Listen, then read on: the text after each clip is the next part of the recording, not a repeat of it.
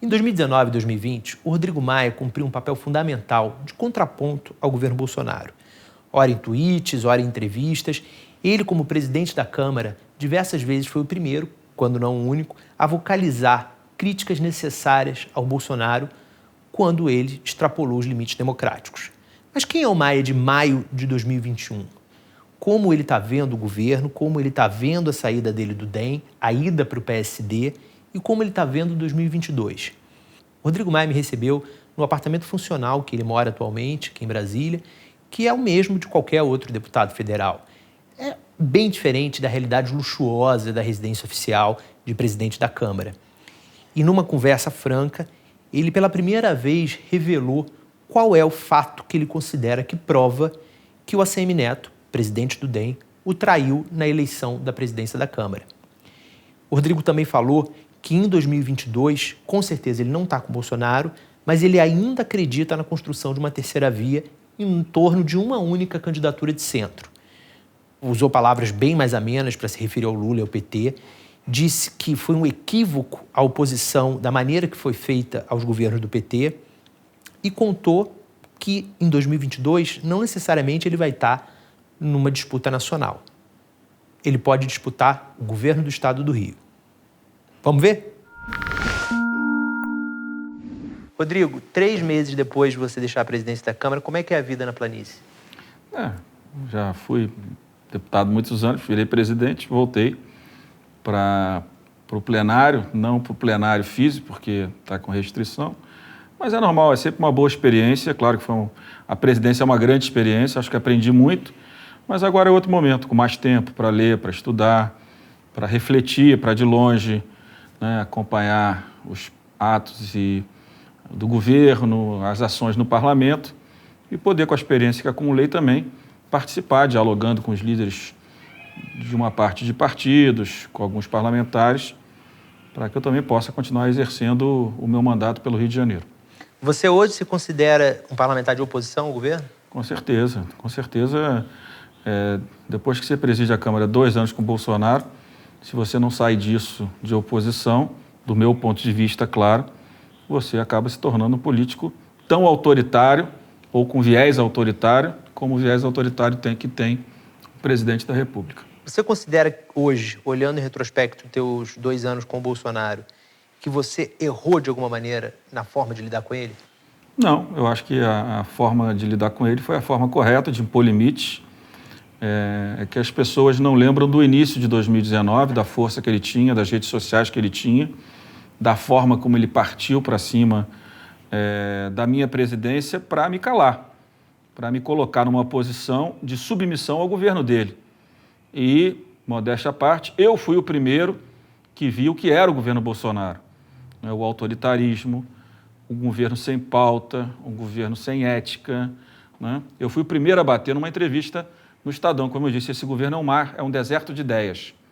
E, de fato, é um governo que é um deserto de ideias. É um governo que sobrevive muito mais pelo simbolismo que representou em 2018 do que por uma boa gestão. Quem apoia o governo Bolsonaro certamente não apoia pelo governo que o presidente tem, mas apoia pelo que ele representa. E eu divirjo completamente do que ele representa, né? Em relação às críticas ao governo, você fez ao longo dos 2 anos, foi, como você falou, o primeiro e um dos que mais vocalizou essas críticas, mas você foi e ainda é muito cobrado por não ter aceito nenhum processo de impeachment, que, aliás, você também não recusou nenhum. Esse é um ponto que você hoje faria diferente? Não faria porque não há voto.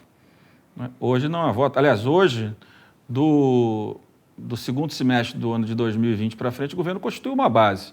Nós temos que admitir que agora o governo negou, né, a política e acabou se ajustando com parte da política, da democracia.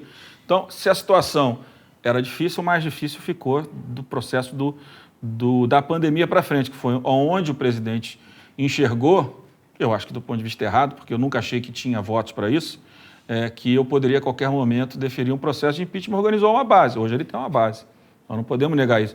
Então a questão do impeachment, por que eu não indeferi? Exatamente porque eu não tinha clareza que não havia crime. Ao mesmo tempo eu tinha clareza que não existiam votos. Então, fortalecer o presidente, enfraquecer a Câmara, e principalmente a minha presidência, com um deferimento que seria no curto prazo aplaudido por uma parte da sociedade, e depois, com a derrota no plenário da Câmara, seria o Bolsonaro fortalecido, e isso ia gerar, na verdade, uma crítica daqueles que pediam o próprio impeachment. Nos Estados Unidos foi assim. Trump perdeu porque tinha maioria na Câmara, o impeachment, quando o Senado arquivou, ele ficou franco favorito para as eleições, perdeu depois quando veio a pandemia. Então, nitidamente, a primeira decisão de um processo de impeachment ela tem que ser política. Porque, diferente da PGR, que faz a denúncia de crime comum, a PGR tem instrumentos para fazer uma pré-investigação. O presidente da Câmara não tem esses instrumentos. Então, hoje, aliás, deveria ser criada uma estrutura por uma pré-investigação por parte da presidência da Câmara para poder deferir ou indeferir o impeachment. Um instrumento parecido com o que tem a PGR, né? Como não tem, basicamente a sua decisão inicial é sempre política. Algum momento da sua relação, você presidente da Câmara e ele presidente da República, o Bolsonaro abordou o tema impeachment com você? Não. Nunca? Nunca abordou o tema comigo. E por meio de interlocutores? De emissários? Não, em algum momento, quando estava essa especulação da imprensa, não, quem me procurou foram alguns ministros do Supremo perguntando que se eu ia fazer esse movimento. Eu falei que de jeito nunca, não tinha voto e que eu só ia gerar instabilidade institucional na relação do Executivo com o Legislativo, que isso não ia levar a nada, né? Se fosse uma decisão para gerar a chance de um resultado favorável, eu poderia até ter analisado cada um dos casos e ter tomado uma decisão, mas não era isso que acontecia. Sim. Como é que está hoje a sua relação com o Arthur Lira? Vocês têm uma interlocução? Não, eu converso muito com o Ciro Nogueira, que eu tenho uma boa relação apenas.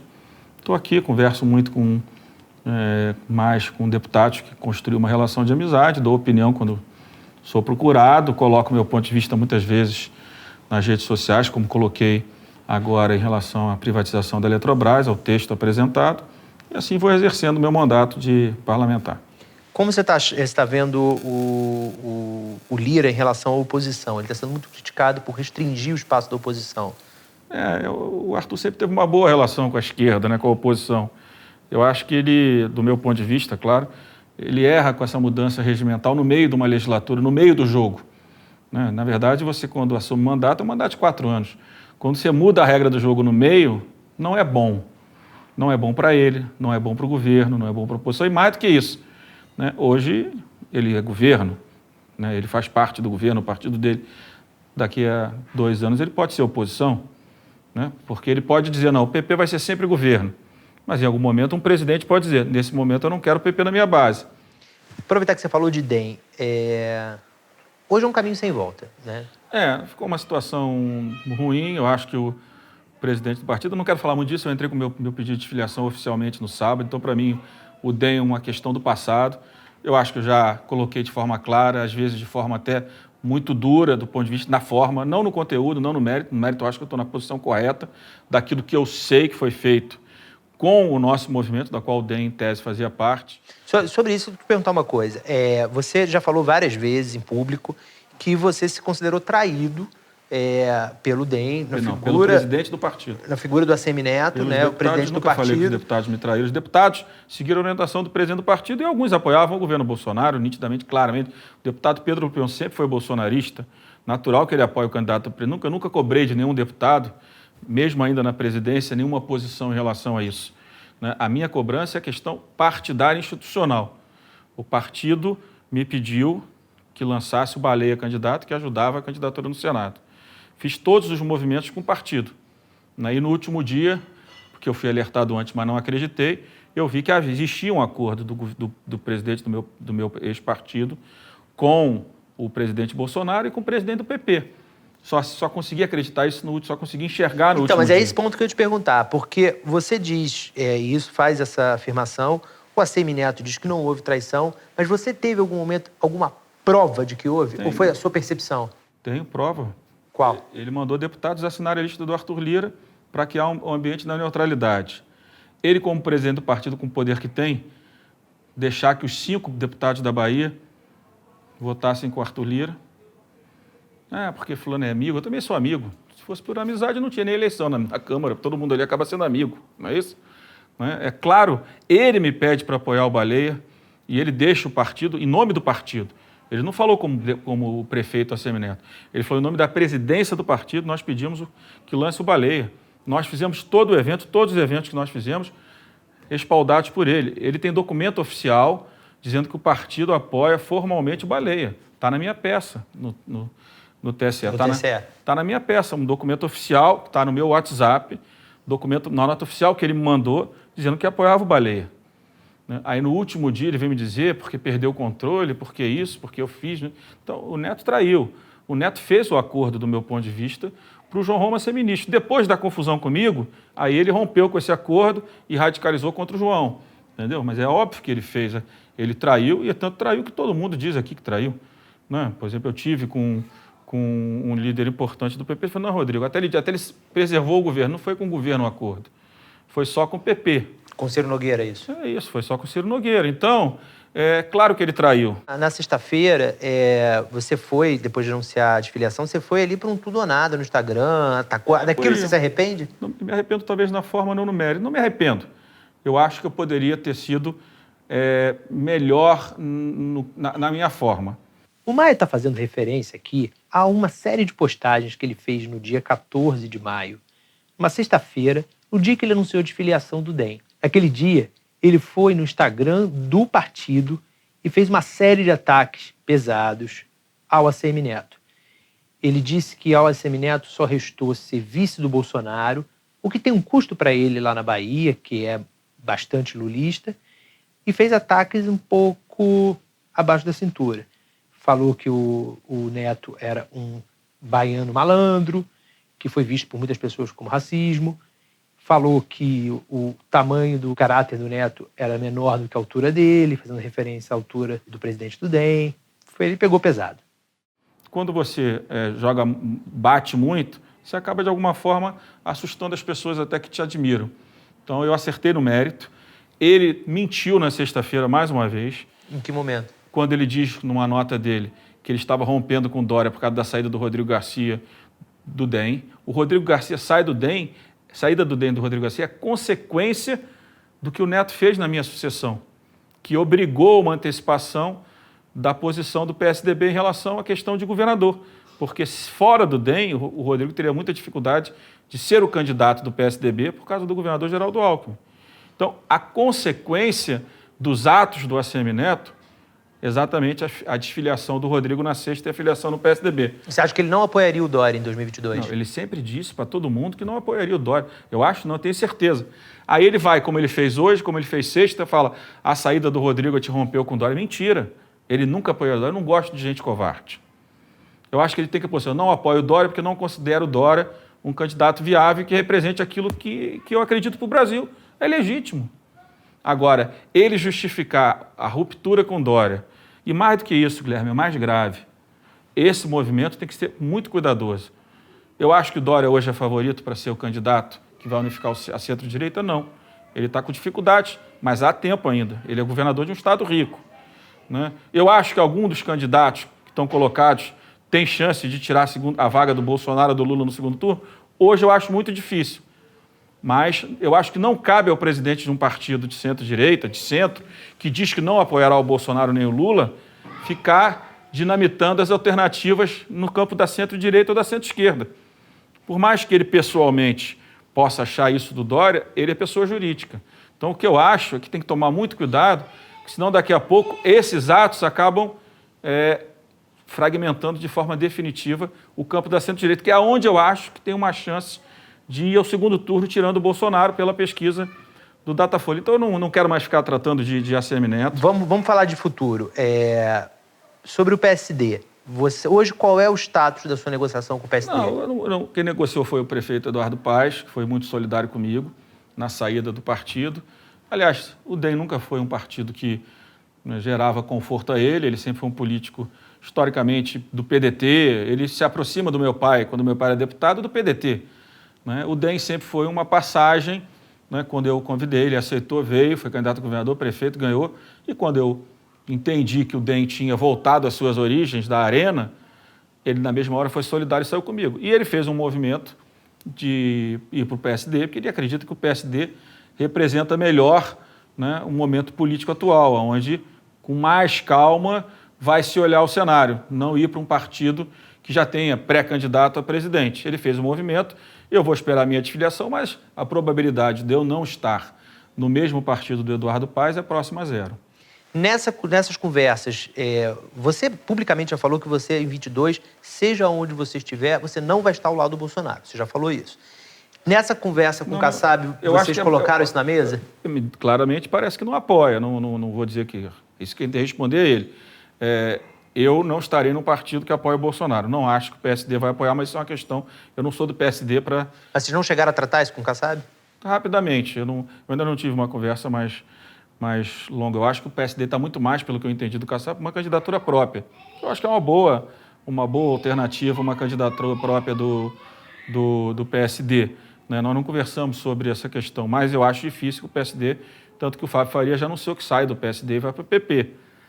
Eu acho que nesse campo é um campo importante, é um partido que vem crescendo. Mas eu vou esperar a minha desfiliação, porque não adianta eu anunciar a partir de agora, eu não posso filiar. Esperar para ver se o TSE autoriza, eu acho que tem muito fundamento. Eu acho que a própria ação do DEM na CPI do Covid é uma demonstração clara que é um partido bolsonarista, diferente do que foi tratado e do que está escrito, né, nas reformulações partidárias que fizemos ao longo dos últimos anos. Você estava fazendo uma construção, você mesmo fez referência a isso há pouco, de uma candidatura de centro, né, de um espaço de centro, até antes de uma candidatura. O DEM vem trabalhando o nome do Luiz Henrique Mandetta. Você chegou a considerar o Mandetta como possivelmente esse nome? Não, eu considero o Mandetta como uma das alternativas no nosso campo. Agora, qual é a minha visão? Hoje, de forma bem fria, tem dois nomes naturais, Lula e Bolsonaro. O espaço do centro, o espaço da centro-esquerda, eu acho que, pela pesquisa do Datafolha, o Lula vai ocupar. Tanto que o Ciro começa a tentar caminhar mais para o centro aqui, né, para tentar ter uma oportunidade de ocupar um espaço. Pela pesquisa, aonde há espaço para ir para o segundo turno, no lugar do Bolsonaro, não no lugar do Lula. O Lula, você acha que ninguém tira do segundo turno? Eu acho que depois de tudo que ele passou, está no patamar que ele está, é muito difícil retirar. Duas candidaturas naturais. Como é que você faz para tirar uma das duas? Você precisa criar um fato novo. Qual é esse fato novo? Como é que você cria um fato novo? Organizando dentro de uma mesma agremiação partidária, eu sei que parece uma utopia, todos os pré-candidatos. E aonde que está a chave da questão para o nosso campo? São Paulo. Se você exclui o Dória hoje, porque ele está mal avaliado hoje, você, na verdade, está excluindo o estado de São Paulo, que é o estado mais populoso, da nossa articulação de unificação do centro.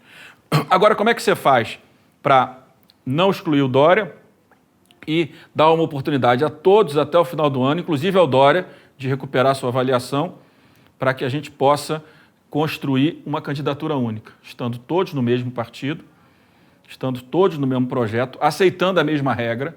A regra não pode ser só filiação partidária, porque se for no DEM, o Mandetta tem vantagem. Se for no PSD, em tese, o Rodrigo Pacheco, parece que vai para o PSD, pelo que está no jornal, inclusive hoje, pode ser o candidato. Né? Se for para o PSDB, tem 3. Então, os filiados lá vão beneficiar os 3. Então, tem que tentar unificar isso tudo. Eu acho que o correto era num partido só, numa regra só, trazer um grupo grande de parlamentares que estão querendo um projeto de futuro do Brasil, não um projeto olhando no retrovisor. Querendo ou não, você olha do retrovisor do Bolsonaro, você olha no retrovisor do Lula. Né? Você olha um governo autoritário de um lado, um governo democrático, mas olhando no retrovisor. Essa aqui é a realidade. São políticos de geração anterior. Procurar uma unificação, não apenas nesses nomes, mas trazendo quadros. Você tem deputados jovens, Guilherme, de grande qualidade, que representam muito os seus estados hoje. Você tem a Tabata, você tem o Rigoni, você tem o Henrico, você tem muitos quadros de qualidade. Poderia aglutinar, sem coligação, pode aglutinar todo mundo num partido, fazer um movimento político. Qual é a chance disso acontecer? Quase zero, concordo. Sim, mas qual é a chance de algum desses candidatos, incluindo o Ciro Gomes aqui, ir para o segundo turno se não for fizer um movimento desse? Quase zero. Então é uma questão de escolha. Ou unifica todo mundo num projeto novo, um projeto que olha o futuro do Brasil de uma forma diferente, que olha o Brasil com esperança, né, que olha o Brasil trabalhando para a redução das suas desigualdades, com um país que, né, a educação pública né, seja da mesma qualidade da privada, saúde pública da mesma qualidade da privada. Nós estamos vendo agora na pandemia que morre mais gente na UTI pública do que na UTI privada. Então, a probabilidade disso acontecer, de unificar todo mundo, eu sei que é próximo a zero. Mas se não unificar todo mundo, a morre probabilidade... todo mundo no primeiro turno também. Ninguém é candidato, ninguém vai ter apoio de ninguém. É Lula e Bolsonaro. Aí você escolhe se você quer um caminho de linha autoritária do Bolsonaro ou um caminho democrático, mas que também olha pelo retrovisor. Não é possível que o presidente Lula, depois de tudo que passou, não vai olhar no retrovisor, vai ter que olhar no retrovisor. Se a gente quiser tirar o Bolsonaro do segundo turno, eu acho que do Ciro ao Dória tem que estar todo mundo ou no mesmo partido, que era o ideal, que eu sei que é muito difícil, ou que pelo menos você junte 3 partidos e diga, os 3 partidos terão uma regra. E a regra é usar pesquisa assim, fazer debates assim, e que os filiados vão avaliando, dando notas, e se chega a uma regra. É fácil isso? Eu lembro um pouco da minha sucessão. Eu tinha 5 pré-candidatos, né? Por que eu não consegui fechar de forma mais forte um candidato? Porque todo mundo estava na mesma mesa dizendo que aceitava o outro, mas ninguém aceitava o outro. Então a gente nunca conseguiu fechar uma regra. Mas esse é o mesmo temor agora, né? É, claro. O Eduardo Leite, outro dia, me deu uma entrevista e mandou uma indireta para o João Dória falando isso. Tem que sentar topando se for negado a ele. Sim, mas o Dória não é criança. É óbvio que o Dória aceita. É óbvio que o Dória acredita que o que ele já fez, principalmente a questão da vacina e a boa gestão em São Paulo, vai fazê-lo no segundo semestre ter uma recuperação de avaliação. É claro que o Eduardo Leite não acredita disso nem no Mandetta, nem o Rodrigo Pacheco, nem o Ciro Gomes. Mas cada um individualmente, infelizmente, tirando o Ciro, que ainda tem alguma musculatura, nenhum dos outros é uma candidatura natural hoje no Brasil. Natural é Lula, Bolsonaro e talvez o Ciro, de alguma forma, num patamar menor. Se unificar todo mundo, criar um movimento político novo no Brasil, é o caminho que tem para tirar ou o Lula ou o Bolsonaro. Hoje, eu acho que com mais chances, você tira o Bolsonaro do segundo turno. Você usou palavras na hora de definir o Lula mais a menos do que quando você era oposição a ele. Muito mais. Como é que está a sua relação hoje com o Lula? Na presidência da Câmara, eu tive a oportunidade de me aproximar muito com o PT. Com o Lula eu tive só uma vez agora, 2 semanas atrás. Que foi a primeira conversa de vocês, imagino que em anos, né? E acho que a presidência da Câmara foi muito importante para mim. Eu que sou um político que gosto de ouvir muito, eu tive a oportunidade de conversar com muitos parlamentares, com a sociedade civil representada no parlamento, e isso me abriu muito a minha cabeça. Eu tinha uma rejeição ao PT, clara, é só pegar meus discursos, mas na presidência da Câmara eu vi que aquilo ali era um equívoco, uma posição radical que o DEM tinha contra o PT. Então eu não apoio o Bolsonaro, porque o Bolsonaro, do meu ponto de vista, não joga no campo democrático. Ele só joga no campo democrático hoje porque ele não tem força política para jogar fora das 4 linhas, como ele gosta de falar, que ele joga nas 4 linhas. Eu acho que ele joga na beirada das 4 linhas, querendo pular para fora. Ele não pula porque ele não teve apoio das Forças Armadas, porque ele nunca não teve apoio do Supremo, não teve apoio do Congresso.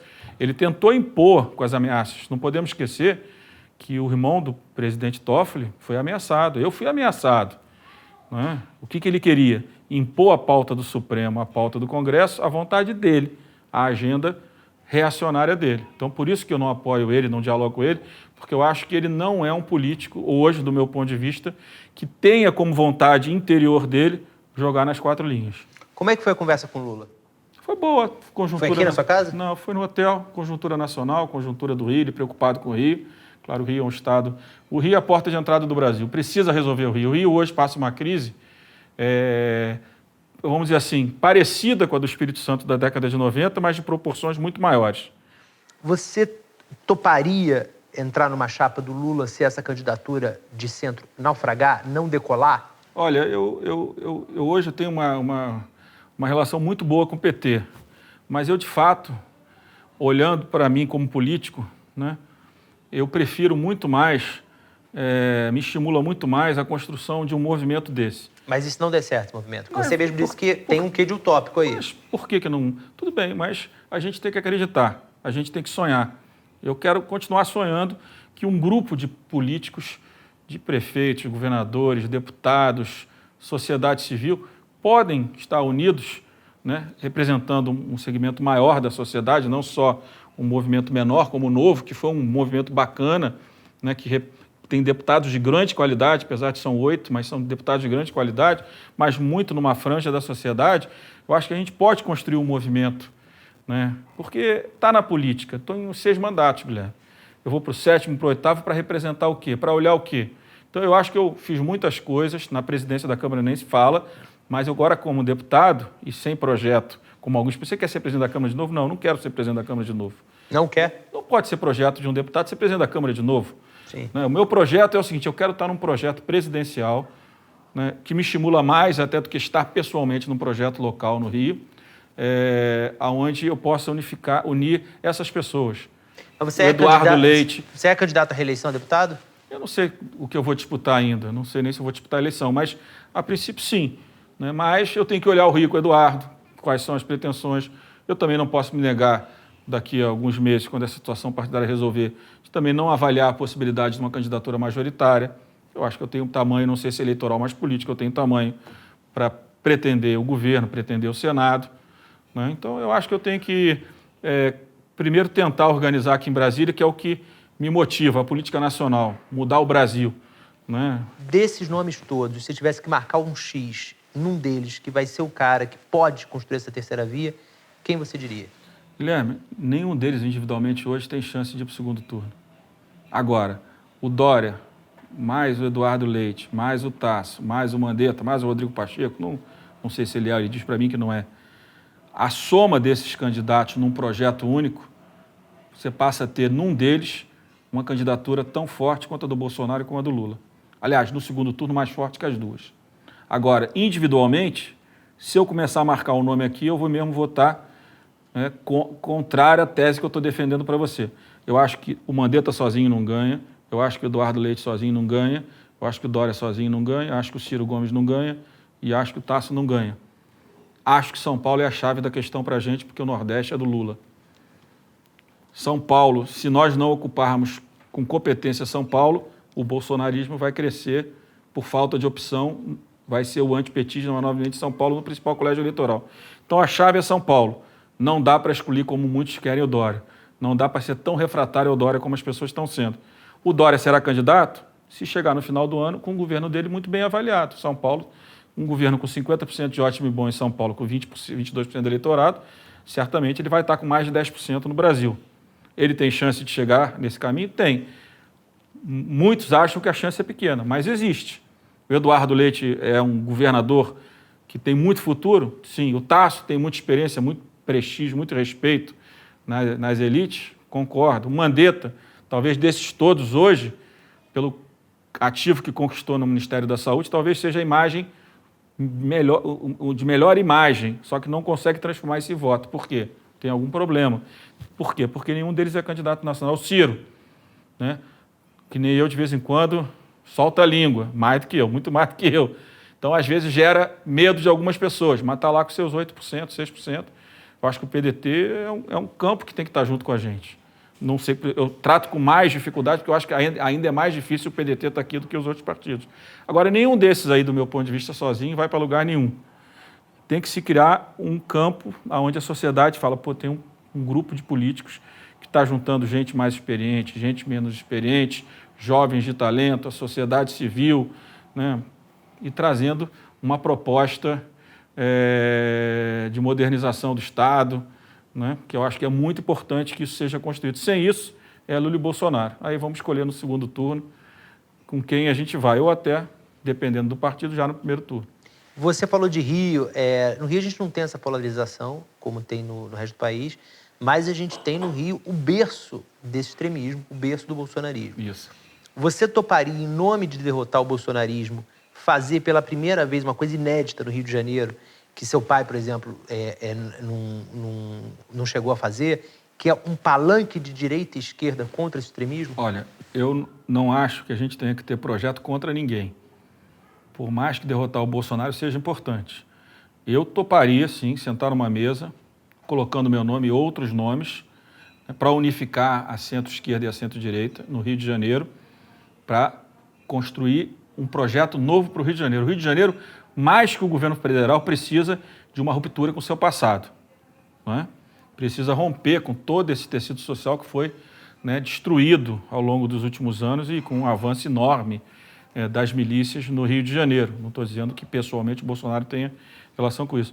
Para construir um projeto que eu considere que dentro desses nomes que estão aqui eu consiga liderar e consiga fazer as mudanças que o Rio precisa, voltar a atrair investimento, voltar a atrair turistas, consiga fazer uma administração pública que o Rio pode voltar a investir, né, no seu estado, numa região metropolitana pobre. Nós temos cidades na região metropolitana. São Gonçalo é a cidade mais pobre per capita da região metropolitana, é o segundo colégio eleitoral do Rio. São situações dramáticas, né? A milícia na cidade do Rio de Janeiro já ocupa, sei lá, 50% do território, 40% do território, tráfico de drogas 15%. Então é um negócio dramático. Se eu entender que o grupo está unido, que meu nome é o nome que gera as melhores condições, não apenas de ganhar, mas de governar, fazendo essa ruptura, onde os políticos precisam entender que está na hora, claro, da política participar do governo, mas sem essa questão de troca, sem nada, eu acho que tudo bem. Eu acho que eu participo disso, sendo candidato, não sendo. Não, eu disse até ao Eduardo outro dia que eu não nego que eu possa ser candidato, se essa for a intenção, né? Para isso eu vou ter que reorganizar a minha cabeça, né? Trocar o chip de nacional pelo regional, mas um estado que me deu 6 mandatos de deputado federal, eu também não posso dizer que não estou à disposição para construir com Freixo, com Molon, com o próprio governador Cláudio Castro. Eu não sei se necessariamente ele tem que estar com o Bolsonaro, né? Ele é um rapaz jovem, bom de diálogo, né? Não sei. Agora, todos têm que estar dispostos a dizer o seguinte: não dá mais para o tecido social do Rio estar destruído, as grandes cabeças do Rio, os grandes empresários que ganharam dinheiro foram embora do Rio para São Paulo, para o exterior, e no Rio não está sobrando nada. Bom, obrigado, Rodrigo, pela entrevista e boa sorte aí no Nacional ou no Regional. Obrigado, Guilherme. Boa sorte no Metrópolis. Obrigado.